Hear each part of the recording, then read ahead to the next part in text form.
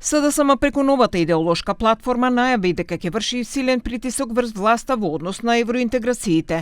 Председателот на партијата Венко Филипче рече дека ќе бара јасен државен план за отворање на кластерите и поглавјата во преговорите со рокови, политичка одговорност и целосен јавен отчет.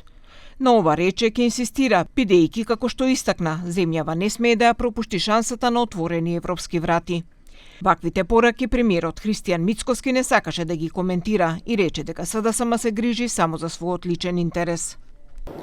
За жал, СДСМ продолжува да биде мекото ткиво во македонскиот национален идентитет. Јас жалам што од некогаш државотворната партија се претвори во една група која што се бори за да го штити својот личен интерес, но тоа е што е сега. Тие одбрале таква политика, така да се однесуваат.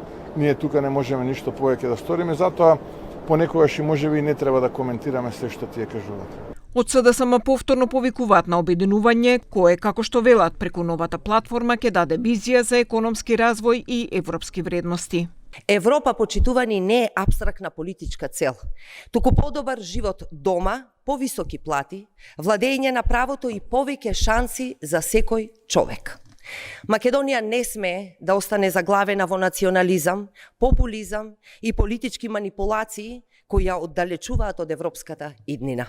Наместо поделби, СДСМ нуди визија за обединување околу државните интереси, економски развој и европски вредности преку поширок фронт за вистина и за правда. Филипче на вчерашното обраќање на Конгресот настапи со остри критики кон власта, рече дека демократијата замира, а цените растат.